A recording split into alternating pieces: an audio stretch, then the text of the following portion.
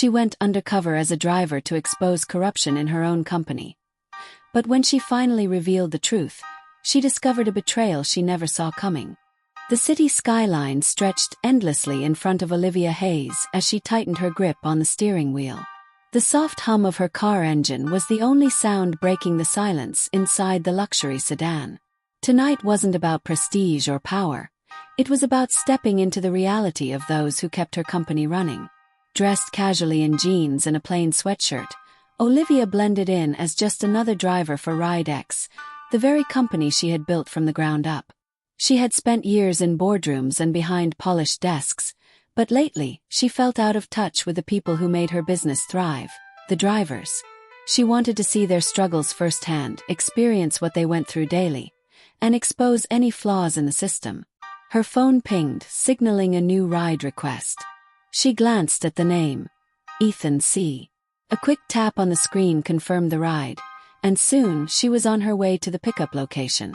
A few minutes later, she pulled up in front of a towering high-rise. A sharply dressed man emerged from the lobby, walking briskly toward the car. His suit was crisp, his shoes polished to perfection. Olivia had encountered his type before, corporate elites who thought the world revolved around them. Ethan Cole slid into the back seat without a greeting, his eyes glued to his phone. "Drive. And don't take the long route, I don't have time to waste." Olivia bit the inside of her cheek but remained silent. She pulled into traffic, smoothly merging onto the main road. A few moments later, Ethan scoffed and muttered under his breath, "God, these drivers are all the same. Slow, incompetent, and probably terrible with money. No wonder they're stuck doing this job." Olivia's grip tightened on the wheel, but she kept her expression neutral. "Patience. Just listen," Ethan continued, oblivious to the fact that the woman driving him was his boss. "You know, people who drive for these companies are honestly pathetic. And sad. They could have real jobs if they actually worked hard. But instead, they spend their lives chauffeuring people who actually matter." A bitter taste filled Olivia's mouth. She stole a glance at the rearview mirror. Ethan was completely absorbed in his phone, typing aggressively. "I swear these people should be grateful RideX even exists," he muttered. "Without it, they'd probably be begging for spare change on the streets." Olivia's hands clenched around the wheel, but still she said nothing. She was used to arrogance. She had built an empire surrounded by men like Ethan. But hearing this level of condescension about the very people who made RideX successful ignited something inside her. As the car approached his destination, Ethan let out an exaggerated sigh. "You drivers should be grateful for people like me. We're the reason you even have a job. Imagine if RideX were run by someone actually competent." He let out a short laugh. "Not that the CEO is much better. I hear she's some rich woman who has no idea how the business works. Probably spends all her time sipping wine in some high-rise while the company crumbles." Olivia forced her expression to remain impassive. She pulled up to the curb, putting the car in park. "That'll be $18.50, she said smoothly. Ethan rolled his eyes. Yeah. He tapped his phone and got out, not even sparing her a glance. The door slammed shut behind him, and he disappeared into the building. For a long moment, Olivia sat there, staring at the dashboard. He has no idea. She exhaled slowly and pulled back onto the street. But he will. The next morning, Olivia sat in her sleek office at the top of the RideX headquarters. The city sprawled beneath her. She had spent most of the night replaying Ethan's words in her mind, feeling a mix of anger and disappointment.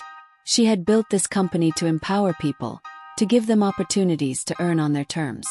But if executives like Ethan held such contempt for the very workers who fueled their success, what did that say about the culture she had allowed to grow?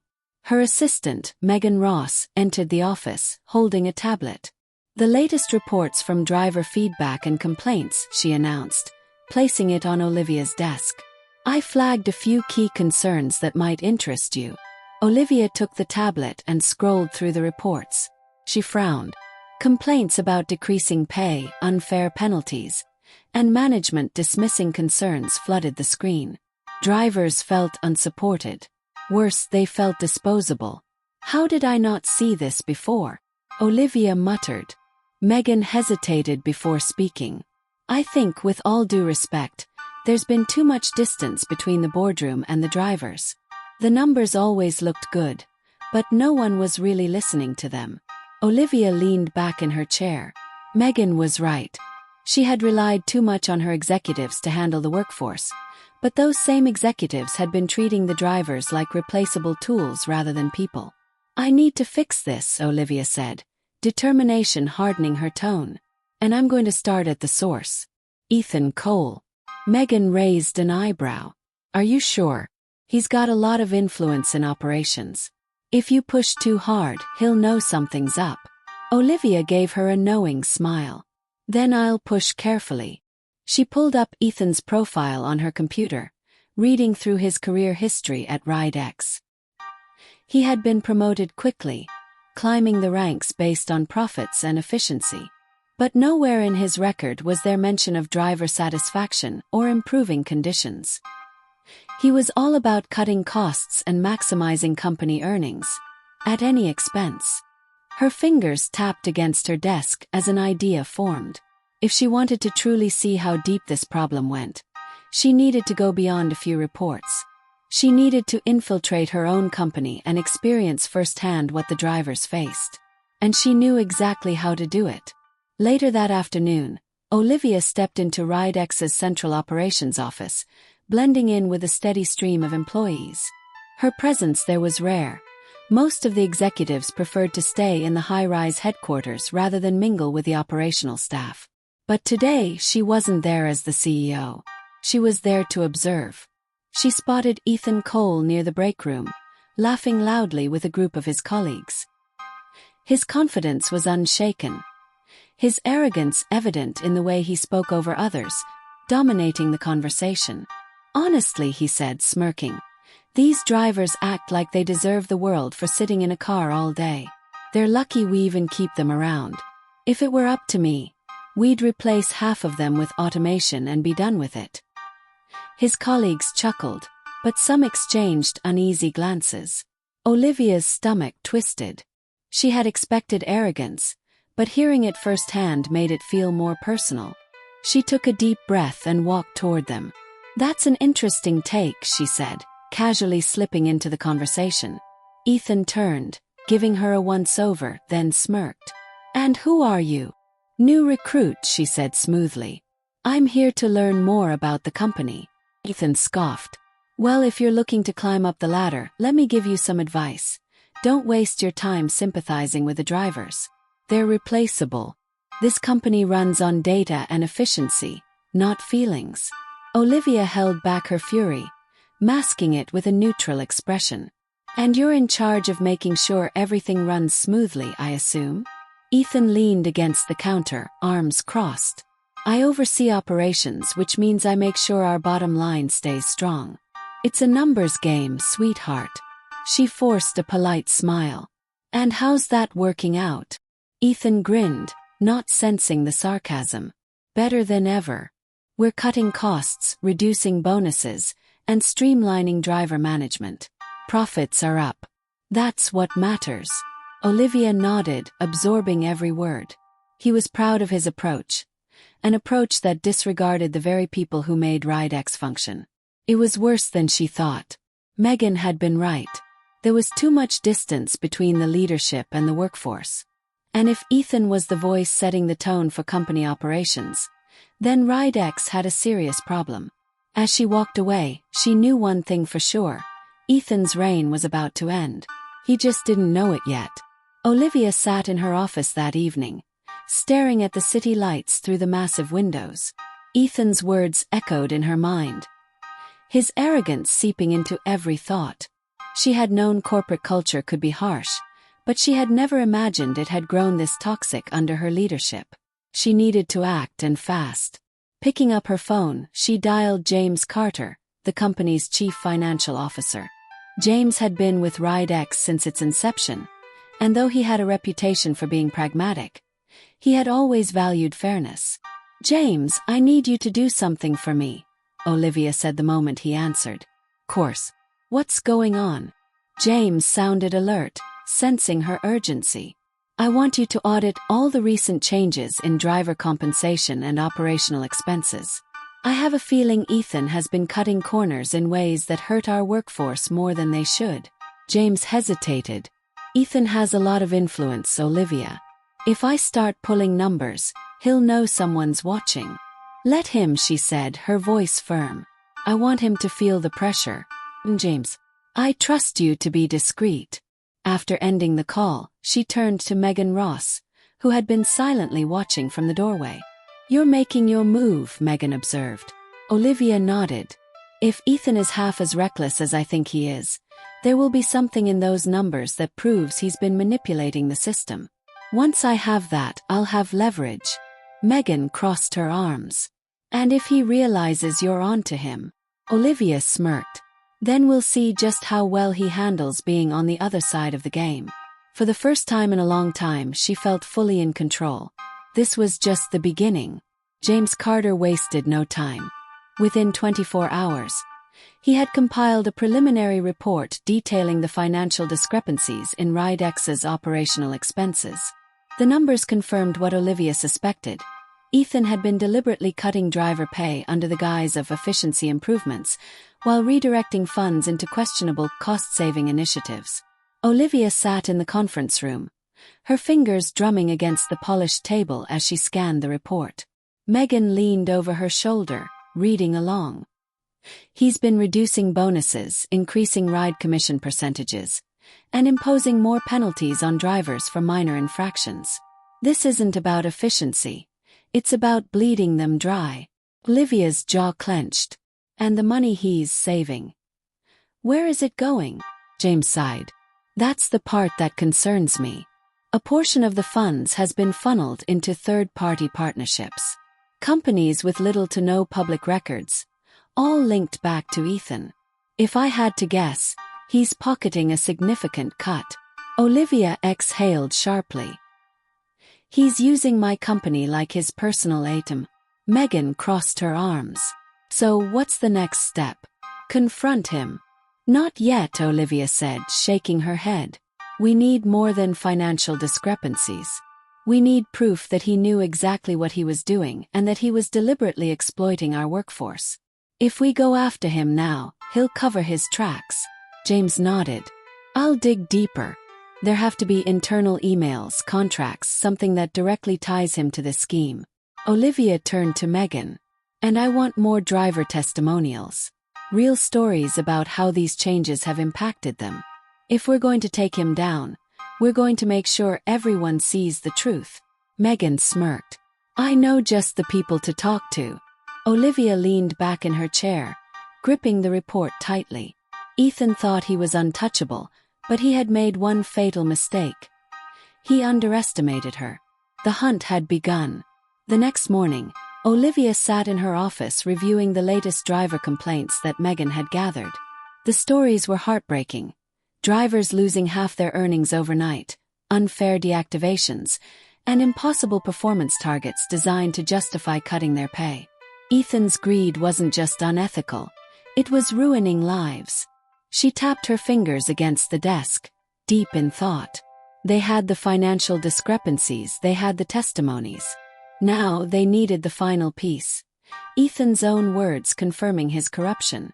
Megan walked in, holding a cup of coffee. James says he found something. Internal emails linking Ethan to these pay cuts. Some of them are aggressive. Olivia raised an eyebrow. Aggressive how? Megan pulled out her phone and read one aloud.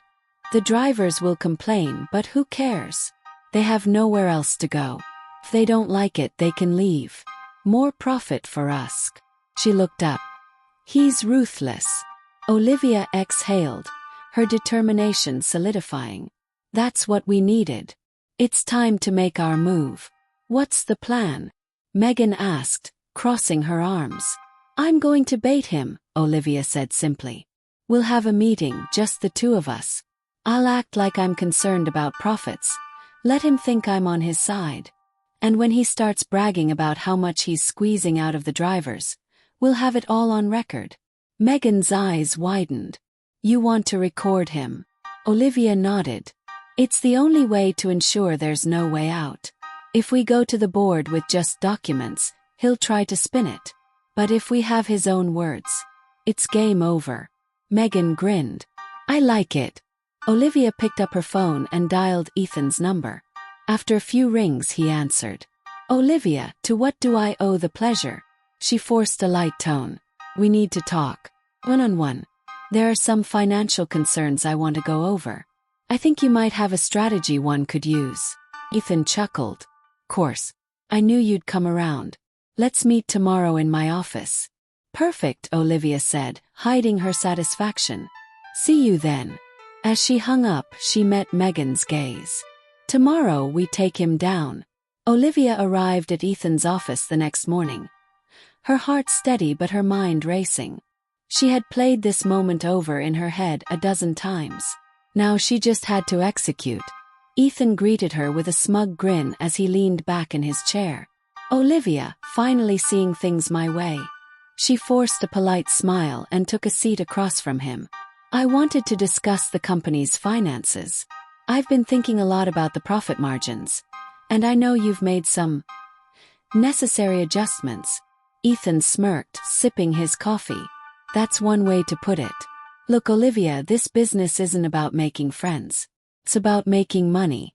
The drivers, they're just a means to an end. You cut costs where you can, and if they don't like it, they leave. Simple. She tilted her head slightly, encouraging him to continue. And all those pay cuts, they were all part of the strategy. He chuckled. Course. The less we pay, the more we make. It's not rocket science. These people think they deserve fair wages, but let's be real, they're replaceable. RideX doesn't run because of them. It runs because of us. Olivia subtly tapped her smartwatch, ensuring the recording was capturing every word. That's an interesting perspective, Ethan. And what about the third-party partnerships? Ethan waved a dismissive hand. All legal loopholes. Money gets shuffled around, but in the end, it benefits the company. Olivia leaned forward, her voice turning icy. No, Ethan. It benefits you. And now I have all the proof I need. The smugness drained from his face as she reached into her bag and placed a folder on the table. Financial discrepancies, driver testimonies, and now your own words, recorded. You're done. For the first time, Ethan looked truly nervous. You set me up. Olivia stood, her confidence unwavering. I gave you a chance to do the right thing. You chose greed. Now, it's time for the board to hear the truth. As she walked out of his office, the weight of months of deception lifted off her shoulders. The reckoning had begun. The boardroom was silent as Olivia walked in, her presence commanding attention. The board members, unaware of the storm about to break, looked up expectantly. Ethan sat at the far end, his expression carefully neutral but with an edge of unease. Olivia placed the folder on the table and pressed a button on her smartwatch. Ethan's recorded words played clearly, echoing through the room. The less we pay, the more we make. It's not rocket science. These people think they deserve fair wages, but let's be real, they're replaceable. RideX doesn't run because of them. It runs because of us. Murmurs erupted among the board members. James Carter, the CFO, leaned forward, his face darkening. Ethan, is this you? Ethan's hands clenched into fists. This is ridiculous. That recording is taken out of context. Olivia, you set me up. She met his gaze evenly. No, Ethan. You exposed yourself. We have financial records proving your embezzlement. We have testimonies from drivers who suffered under your policies. And now, we have your own words confirming your disregard for them. One of the senior board members, Margaret Linton, adjusted her glasses. This is damning evidence. Olivia, what do you propose? Olivia straightened. Effective immediately. I recommend Ethan's termination and a full internal audit. We need to rebuild trust, not just with our drivers, but with the public. James nodded. I second that. A vote was cast within minutes. Ethan's fate was sealed. Security was called, and as he was escorted out, he shot Olivia a venomous glare. "You'll regret this." She didn't flinch. "No, Ethan. The only one with regrets here is you." As the door closed behind him, Olivia exhaled. The fight wasn't over, but the first victory had been won. The news of Ethan's dismissal spread like wildfire. Within hours, Ride-X employees were whispering about his downfall, and the driver community was abuzz with speculation. Olivia knew this was only the beginning. She sat in her office, scrolling through the countless messages and emails she had received from drivers and employees alike. Some were relieved, others were still skeptical.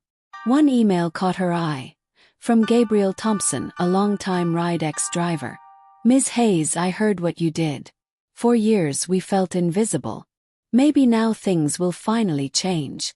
She exhaled, the weight of the moment settling in. Exposing Ethan had been necessary, but repairing the damage he caused would be the real challenge. Megan entered, carrying a thick file. HR has compiled a list of employees who were either complicit in Ethan's schemes or benefited from his policies. "What do you want to do with them?" Olivia took the file, flipping through the names. "We don't just cut them all loose. Some may have been pressured, others may deserve a second chance. We investigate first." James Carter, now the acting COO, stepped into the office. "We also need a public response. Investors are concerned, and the media is already running stories about internal corruption." Olivia nodded. "I'll address it myself. We need transparency, accountability, and a plan for how we move forward." Later that evening, Olivia stood in front of a camera, addressing not just the board and investors but every Ride-X driver and employee. "The past decisions of some have harmed this company and the people who make it run. That ends today. We will rebuild trust, restructure our policies, and ensure that Ride-X stands for fairness and opportunity, not exploitation." This is just the beginning. As the recording ended, Olivia knew that her fight wasn't over. But for the first time in a long time, she felt like she was leading her company in the right direction. The day after Olivia's announcement, the media was in a frenzy. Headlines about Ethan's corruption and Ride-X's internal shakeup dominated the news. Some investors were wary, but the public reaction was overwhelmingly positive. Olivia scrolled through social media, seeing drivers share their experiences. A trending hashtag emerged. Hashtag Ride-X for drivers. People were hopeful, but they were also watching closely. Megan entered Olivia's office, a rare smile on her face. The driver response has been huge. They're finally feeling heard. But investors are nervous. Stock dipped this morning, though it's stabilizing. Olivia nodded, already anticipating this. That's expected. Change makes people uncomfortable. But we're playing the long game. James entered next, holding a printed report. "We need to show tangible progress. I suggest a new driver incentive program.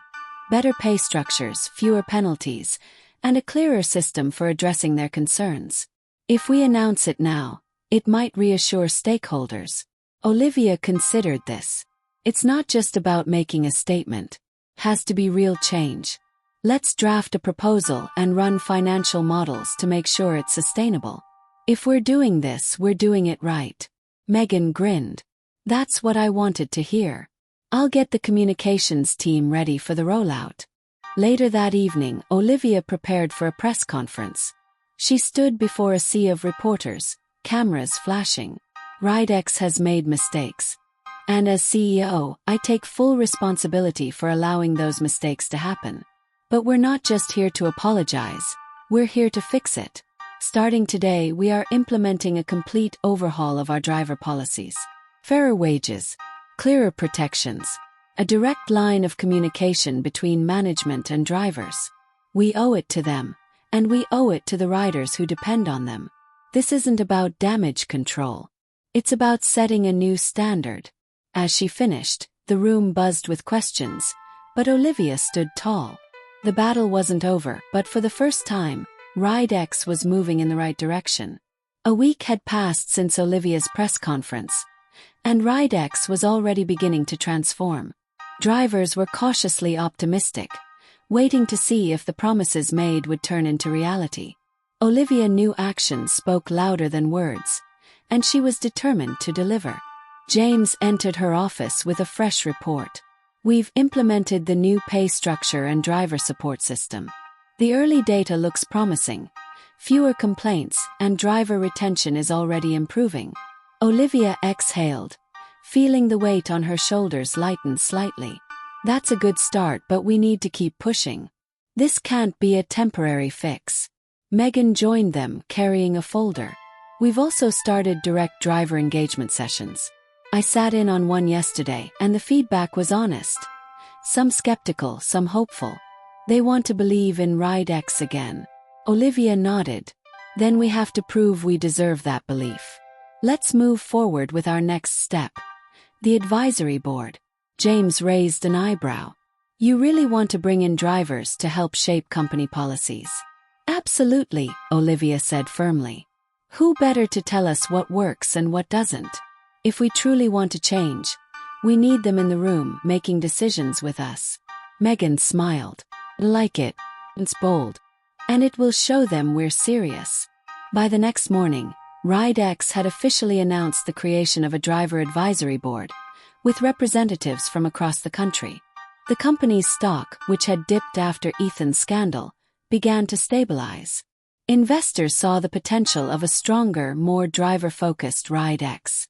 As Olivia watched the news coverage of the announcement, she allowed herself a small smile. The battle wasn't over, but for the first time in a long while, she felt hopeful about the future. RideX wasn't just recovering, it was evolving into something greater. Olivia sat in her office, looking out over the city skyline. The past few weeks had been the most challenging of her career, but as she reflected on everything that had happened, she realized how much she had grown. RideX wasn't just another tech company anymore. It was a company with purpose, with a renewed mission. Megan entered, holding a small stack of letters. You might want to read these. Olivia took them, flipping through handwritten notes from drivers. Some thanked her, others shared their struggles, but most importantly, they all felt heard. One letter in particular caught her eye. For years, I felt invisible, just another name in the system. But now I finally feel like someone cares. Thank you. She exhaled deeply, setting the letter down. This is why we do this. It was never just about numbers. It was about people. James stepped in, looking more relaxed than Olivia had ever seen him. Stock is up, investors are backing us again, and driver satisfaction has increased by nearly 30%. We actually did it. Olivia smiled.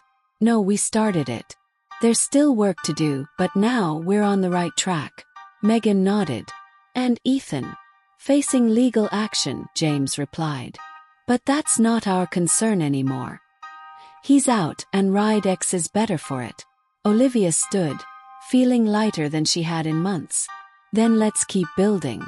We changed the culture, but now we have to make sure it lasts. As she left her office, stepping onto the busy floor of RideX headquarters, she saw employees working together, engaged and motivated. The company had weathered the storm, and in its place stood something stronger, something built on trust and integrity. For the first time in a long time, Olivia wasn't just leading a business, she was leading a movement. What would you do if the people you trusted most were the ones betraying everything you built? Olivia thought she was simply stepping into the world of her drivers, but what she uncovered changed everything. Her journey wasn't just about fixing a company. It was about fighting for the values she believed in and proving that leadership means standing up for those who can't fight for themselves. Would you have had the courage to expose the truth, no matter the cost? Click on the video on the screen to continue this journey of self-discovery and justice, and see more stories that challenge the way we see power, loyalty, and integrity. And if you haven't yet, make sure to subscribe so you never miss a story that makes you think long after it ends. See you in the next one.